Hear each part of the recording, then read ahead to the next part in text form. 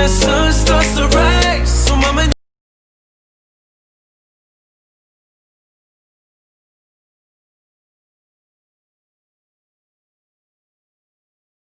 About past continuous tense, present continuous tense, and future continuous tense. Fokus kita hari ini kita akan mempelajari tentang tenses yang bertema continuous. Masih ingat continuous itu apa? Kelas 8 dulu kita udah pernah belajar tentang continuous, tetapi present continuous tense. Sekarang kita akan mempelajari tiga-tiganya. Oke, silahkan disimak.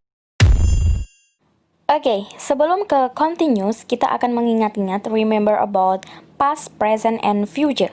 Masih ingat apa perbedaan past, present, and future?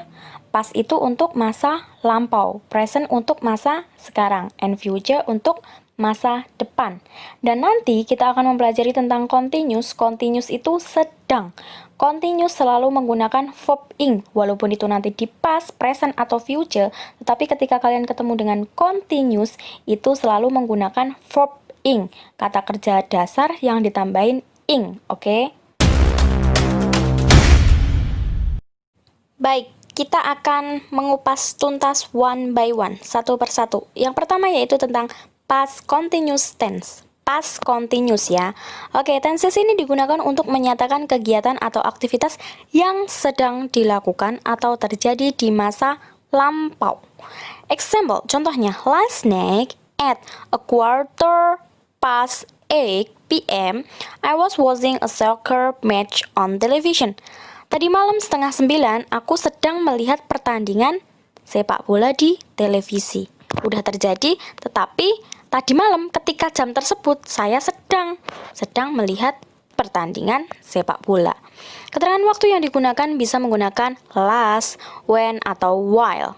Maksudnya when ketemunya nanti ketika ada kalimat yang menggunakan when, setelahnya menggunakan simple past, while setelahnya menggunakan past continuous. Kita akan ke contoh.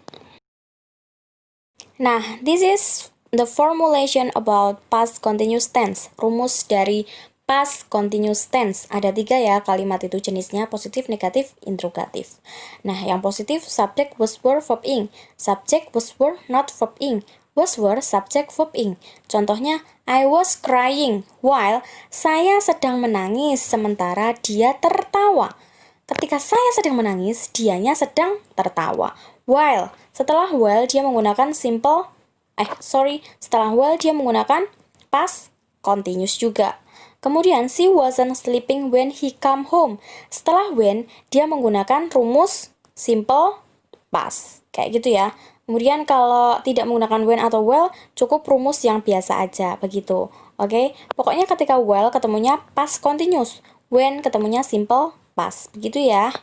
Itu ada contohnya, silahkan dipahami lagi. Oh ya, mengingatkan juga was sama were. Penggunaan was sama were. Were digunakan ketika subjeknya they, we, you. Kalau was digunakan ketika subjeknya he, she, it, and I. Begitu ya. Poin kedua, present continuous tense. Present continuous tense adalah tenses yang digunakan untuk menyatakan kegiatan atau aktivitas yang sedang dilakukan atau sedang terjadi. Ini di kelas 8, tenses ini sudah pernah kita pelajari ya. Contohnya, my mother is cooking in the kitchen. Ibuku sedang memasak di dapur. Dia tidak usah dikasih keterangan waktu, tidak masalah karena is cooking, is verb ing itu sudah menunjukkan sedang berlangsung sekarang, begitu ya. Tapi kalau mau menggunakan keterangan waktu, ada now, right now, at present, nowadays, at the moment, still, atau this time, begitu ya. Oke, next, contohnya.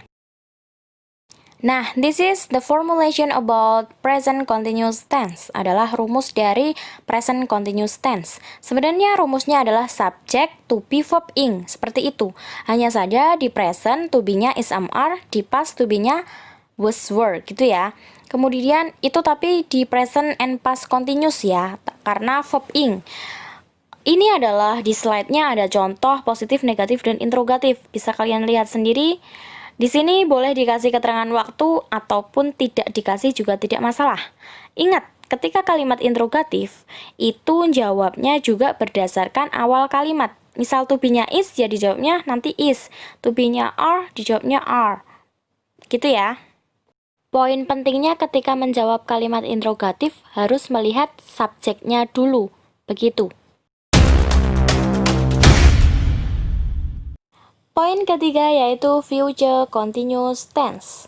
Future continuous tense adalah tenses yang digunakan untuk menyatakan kegiatan atau aktivitas yang akan sedang terjadi di masa yang akan datang.